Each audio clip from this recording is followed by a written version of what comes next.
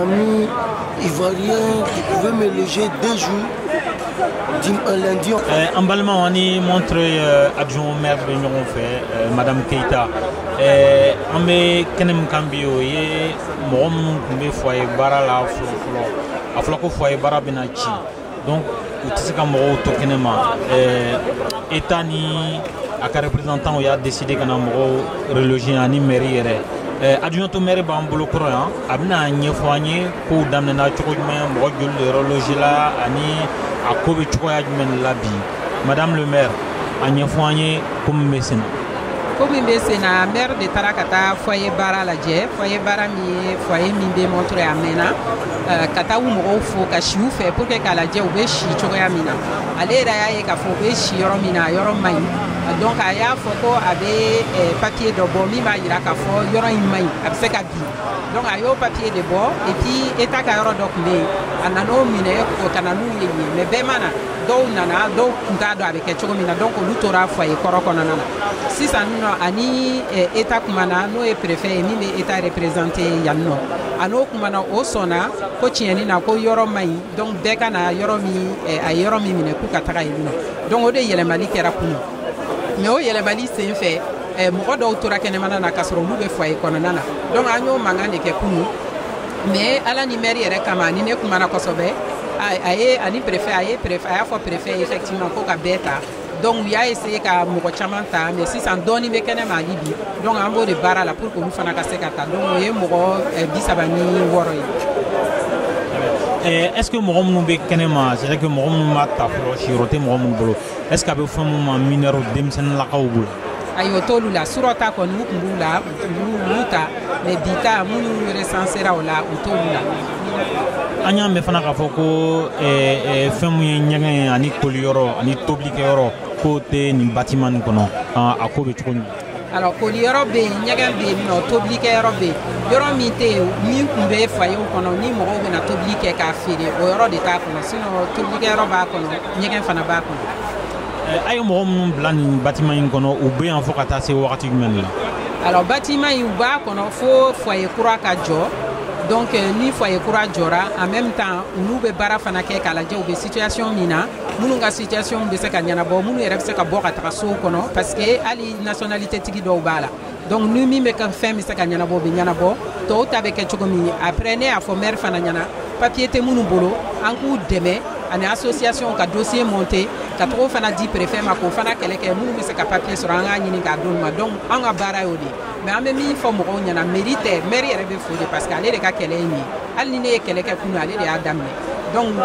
préfet ni état de dos donc en même comment des cognon fait qu'à nous rendre demain pour que dans mo be kenema ani nous be papier ko be nous na amse ku de ma be nyana bo chukoni emballement be foyer barakono oluka foyer bara o datkula kunu donc ma chi te se ka chi tuni adama don te se ka blate kenema fo shiro de kasorola donc mairie afoko kana danya nga shiro sorola do yo tabane sabula montre mairie kona fola ko li kemenan ni li temps de bay ko koro ko mo kemenan ni mo temps de nga chi nga beba don ko chambre kelon kono wati dola mo nani wati dola mo beta ko mo woro a chambre kono mo keme nana ni mo tam ye shiro croissro olu bolenko mo tom numbei olu ka shiro ko de klebi aw nyebala du chamambe kenema ya dairo tu bolo shiro tu bolo ambalma ke fofana ali mu ka délégué doye ali bena a dase ko ma ka nyefanye mairie mun ke logerie mun ke ko be chogme non an cela fofana inisu ba inisu Neko, depuis d'où même moi je suis damné ni bâtiment courant na montré. Depuis à la Misado, novembre kalo tileta ani konanton mo bora ri bara kana doya America ya moya kono. bon a kun fɔlɔ yɛrɛ tun gɛlɛyara kosɛbɛ parce que maire ni waleya n'o ye gestionnaire ye minnu bɛ ko ɲɛnamaw kɛ yen ani préfet yɛrɛ olu tun ma bɛn ko la f'a tun kɛra polisi tagaw ni kirilatagaw ye bon kiri kɔni kun fɔlɔ y'a jira k'a fɔ ko jo bɛ préfet de bolo ko a man ka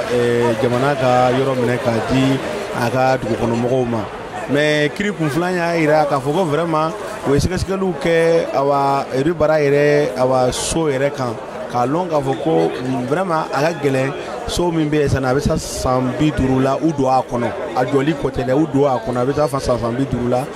travaux ma k'a kɔnɔ bon u y'a ye ko vraiment ko a ka gɛlɛn mɔgɔw ka balo a kɔnɔ hɛrɛ kɔnɔ an bɛ yɔrɔ min na surtout nɛnɛ kɔnɔ bon mɔgɔw nalen ko yan an y'a fɔ k'a fɔ ko n'i y'a jateminɛ yɛrɛ kɛrɛnkɛrɛnnenya la mɔgɔw 400 ni kɔ de bɛ awa yɔrɔ in na o mɔgɔ 400 ni tan ni a b'a jateminɛ komi an ka communauté kɔnɔ ani an ka taabolo yɛrɛ la ye i b'a sɔrɔ mɔgɔw b'i nɔfɛ n'o ye bɛrɛnninw ni denw ni dɔgɔninw ye olu mɔgɔw fana kelen o kelen mɔgɔ 400 ni tan kelen o kelen i b'a sɔrɔ mɔgɔ 4 ou bien mɔgɔ 5 b'o tigilama nɔfɛ. nka maire ye mun kuma jɔlen de fɔ mɔgɔ tɔw ye sabula n'i y'i ka kuma faamu chambre tun bɛ mɔgɔ minnu tɔgɔ la foyer baara la olu ye siyɔrɔ kura sɔrɔ nka mɔgɔ tɔ minnu bɛ kɛnɛma an bɛna don nɛnɛ a bɛ fɔ fɛn min ma hiver an bɛna don o de la mairie ye lahaliya jumɛn de ta ka ɲɛsin olu ma walasa olu fana ka siyɔrɔ sɔrɔ sabula adamadenw de don sɛbɛn b'u bolo o sɛbɛn t'u bolo o u tɔgɔ kun sɛbɛnlen don u tɔgɔ kun sɛbɛnlen tɛ adamadenw de don u bɛ fansi dugukolo kan yan fo siyɔrɔ de ka d'u ma mairie ye mun baara de kɛ olu ye. Mairie ye fɛn kelen min fɔ awa de b'a kun fɔlɔ la ko sɛbɛn bɛ min bolo sɛbɛn tɛ min bolo layɔrɔ ko bɛ mɔgɔ min na siyɔrɔ ko bɛ mɔgɔ min na an ka fara ɲɔgɔn kan an ka na parce que bâtiment in bɛ se ka yɔrɔ caman ta bâtiment bɛ se ka awa eri bara n'a nɔfɛ mɔgɔw ta mais gestion bɛ mɔgɔw mun bolo n'o ye waleya mɔgɔw ye olu de ko awa n'a kɛra o cogo la olu tɛ se ka essayer ka mɔgɔw ta mɔgɔ mun ti ni sara olu ye awa mun t'o olu ka contrat t'o ni mɔgɔ min cɛ. Donc c'est à dire que o ye litigiw ka mɔgɔw mun b'u nɔfɛ olu tɛ fɛ ka essayer k'i don n'o kungo de o ni maire kɔni bɛ ɲɔgɔn na su ni tile pour que u ka se ka mɔgɔw ta bon mɔgɔw tali kɔnɔna na o y'a kɛ ka sɛbɛnni dɔ dara carte dɔ dara o carte dilanni kɔnɔna na ye o y'a kɛ carte min bɛ waleya ka bolo kan ani carte min bɛ mairie ka bolo kan u n'olu couleur bɔ ɲɔgɔn na pour que u k'a lɔn k'a fɔ ko jɔn ye a ko kɔnɔ bon mairie kɔni ko ko ale kɔni ka laɲini ye fɛn min ye mɔgɔ mɔgɔ n'i b'a ka yɔrɔ la yan n'i y'a ka dugu kɔnɔ yan ale kɔni ka laɲini ye de i ka se ka siyɔrɔ sɔrɔ nɛnɛ kɔnɔna na sɛbɛnko ni sɛbɛnkobaliya t'a la min ye maliyɛn ye min ye jamana wɛrɛ maaw ye n'i bɛ yan n'i bɛ fɛ ka essayer ka layɔrɔ de ɲini ale se k'o ye nka ko tɛ ɲɛ fo muɲu ni sabali de don awa mɔgɔw ka taga dɔɔnin dɔɔnin a mankan kana bɔ a la parce que a kun fɔlɔ u tun y'a ɲini yɛrɛ de ka sɛrɛsi mɔgɔw n'o ye polisiw ye k'o ɲini k'o bila denmisɛnninw na k'u bagabagaw bɛ k'u gɛn k'u mabɔ maire ko ko a t'o bolo kan n'a b'o bolo kan dɔrɔn o ye kɛlɛlama de ye olu dun mana wuli kɛlɛ kama donc an b'o bolo de la dɔw bɛ sɛbɛn tan dɔw commencera ka don u ye place ɲini k'a di olu ma parce que bâtiment kɔnɔna ka bon mais bâtiment kɔnɔna fana y'a problème jumanama ye ɲɛgɛn tɛ yen fɔlɔ koli yɔrɔ tɛ yen awa tubili yɔrɔ tɛ yen ko n'a fɔra ko ka jama mɔgɔ 500 ni kɔ ou bien jama 600 ou bien 700 ɲɔgɔn ni kɔ bila yɔrɔ dɔ la k'a fɔ ko tubili toli yɔrɔ tɛ yen min bɛ se ka jama kunbɛn u ka lafiya kɔnɔ a ka gɛlɛn dɔɔnin donc maire kɔni bɛ ka essayer u bɛ ɲɔgɔn na u bɛ ka négociation kɛ ni jama min sera ka don yan salamu lafiya ni jama ma se ka don yan mun bɛ kɛnɛma o bɛ ka fɛɛrɛ tigɛ olu ye. e fana tun bɛ si montre foyer kɔrɔ la. oui bon depuis ne nana ka bɔ Italie n bɛ si la montre foyer le kɔnɔ Ribara maire nana ka na an sɔrɔ Ribara la a ko u bɛna mɔgɔw loger u bɛna Ribara ci bon Ribara ciliko kuma fɔla min kɛ o y'an wele k'an ye na foyer kura la bon foyer kura o nali kɔnɔna o ko ma ko li bɛ minnu bolo olu de bɛ ta la fɔlɔ ni litigiw ta la minnu bɛ si la kantini kɔnɔ ani minnu bɛ dali sanfɛ o bɛ n'olu ta bon Koliya association dɔ le ko Koliya o nana ka na litigiw ta minnu bɛ si la kantini kɔnɔ k'olu ka sira foyi t'olu la parce que olu mako b'o ka intérêt de la donc a kɛla sisan tribaliste ye a kɛla tribaliste ye fo i bɛ n'olu bɛ bɔ village kelen bonda kelen a ko l'o ko le maliyɛn ko tɛ ivoirien ko tɛ burkinabé ko tɛ Donc nous on dit on n'est pas d'accord en te soma. Donc on là on voulait quand lo en joro là comme mogo bambolo en venant l'année minu là au kumakana miye kan Africa président ani monsieur Fofana an ganya jigiyata ka doluma o fana wulila ka taa mairie la ka taa adjoint maire fɛ ka taa kuma n'a ye o nana o y'an liste reconnue. Donc min bɛ ne fɛ ka fɔ o le b'o ye an b'o fɔ ko ɲɔgɔn ko wali ɲɔgɔn hali n'an ma layɔrɔ sɔrɔ fɔlɔ an ka jigiya sɔrɔ ribarako la ala o baraji o ko bolo mɛn o ka baara la ka sababu ɲuman d'o ma ne bɛ se ka min fɔ o y'o ye hakɛto bɛ nin na salala Muhamad. Aw mɔgɔ joli de bɛ kɛnɛ ma aw minnu tun bɛ si ribaara la ni aw ma se ka dayɔrɔ sɔrɔ aw mɔgɔ joli de bɛ kɛnɛ ma. Tiɲɛ yɛrɛ la an nombre ka ca dɔɔni an ka ca dɔɔni parce que liste tɛ ne yɛrɛ bolo liste bɛ comment dirais-je Camerounais bolo donc o liste n tɛ se ka dɔ fɔ o la quoi parce que recensement kɛra mɔgɔw k'u tɔgɔ sɛbɛnw fɔfɔla ɲɔgɔn kɔ quoi donc o nana dɔw ta kunu bisi la ka taa yɔrɔ dɔw bon olu yɛrɛ tɔgɔ sɛbɛnli lon na ne tun tɛ yen n taara baarakɛyɔrɔ la donc kuma bɛ yɔrɔ min na o de filɛ nin ka cɛ donc jafa bɛ ko kɔnɔ hali koliya mɔgɔw yɛrɛ bɛ ɲɔgɔn na o bɛ ɲɔgɔn na bureau kɔnɔ ko bɛ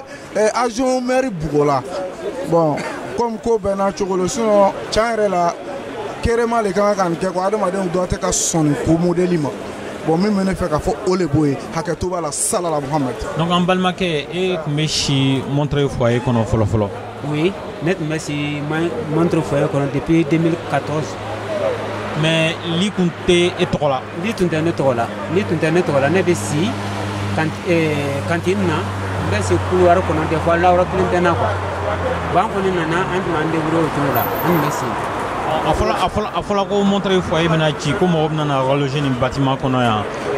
aw sera ka place sɔrɔ wa siyɔrɔ sɔrɔ. Pour l'instant an ma place sɔrɔ fɔlɔ an ma place sɔrɔ o y'an promis k'an bɛɛ bɛna place sɔrɔ mais pour l'instant an ma place sɔrɔ fɔlɔ mɔgɔ dɔw ko ka commencer litigiw de la fɔlɔ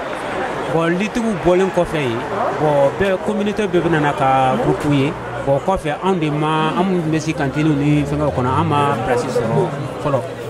U ye mun kuma de fɔ aw ye o négociation kuma na u ye mun de promesse ta aw ye. Négociation tuma na u ko mɔgɔ si tɛ to kɛnɛ ma ko bɛɛ bɛ place sɔrɔ o k'o de fɔ an ɲɛna o ko u ka promis an ye mɔgɔ si tɛ to kɛnɛ ma bɛɛ bɛ layɔrɔ sɔrɔ o k'o de fɔ an ɲɛna o k'o fɔ an ɲɛna bon maire ka représentant ani état ka mɔgɔw ka fara même délégué mɔgɔw kan bon donc o bɛɛ y'a fɔ an ɲɛna k'an rassurer mais depuis a bɛ tile fila bɔ bi mɔgɔ dɔw bɛ kɛnɛ ma dɔw sira kɛnɛ ma fɔ dɔw depuis kunun 4h du matin u b'i sen kan fo ka taa se bi an bɛ l'heure min na u bɛ kɛnɛ ma u ma sigiyɔrɔ sɔrɔ u ma donyɔrɔ sɔrɔ hali ka taa dumuni kɛ u ma se k'a kɛ u bɛ kɛnɛ ma yan. Aw mɔgɔ joli de bɛ kɛnɛ ma nin kala ni aw tun bɛ si Montreuil nka aw ma dayɔrɔ sɔrɔ nin bâtiment kura in na. Bon n tɛ se ka a mɔgɔ jate lɔn parce que mɔgɔ dɔw bɛ yen dɔw sira yan kunun mais n bɛ minnu sira yan kunun o bɛ taa fɔ mɔgɔ 36 mais dɔw fana taara yɔrɔ wɛrɛw la su fɛ su sera degré dɔ ma parce que nɛnɛ bɛ yen dɔw fana taara u ɲɛma dogo yɔrɔ dɔw la bon o mɔgɔ groupe farala an kan n tɛ se k'o bɛɛ jate minɛ mais mɔgɔ min sira yan kunun a kɛra mɔgɔ 36 o de tun bɛ yan o sira sɔgɔma 7h y'a sɔrɔ olu bɛɛ bɛ yan. Aw sila kɛnɛ ma cogo jumɛn de aw sila fan jumɛn. An sira da yɛrɛ la yan k'a si da la ka lɔ i sen kan ani sécurité mɔgɔ ninnu an sila o kan an sira yen an b'a fɔ lala dans quelques minutes peut-être u bɛna hinɛ k'an ladon nɛnɛ kosɔn an bɛ yen dɔw fana ye yɔrɔ dɔ ɲini k'i sigi ka birifoniw buruburu yɛrɛ ma pour que ka nɛnɛ ɲɛma dogo mais dɔw yɛrɛ fana olu taara lɔ in ten dɔrɔn ka nɛnɛ muɲu pour que ni peut-être lala n'u hinɛna u bɛna an ladon mais u sira ten fo ka taa se dugu bɛɛ ma fo ka taa se l'heure min ma u ma mɔgɔ si ma layɔrɔ sɔrɔ.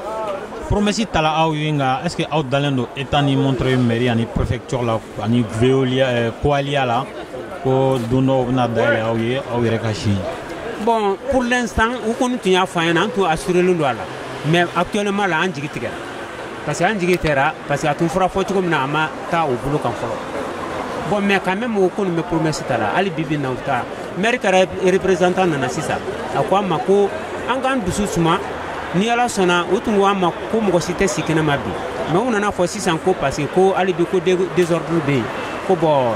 désolé ko bon bi fana ta tɛ se ka ɲɛ an bɛ to kɛnɛma bi fana.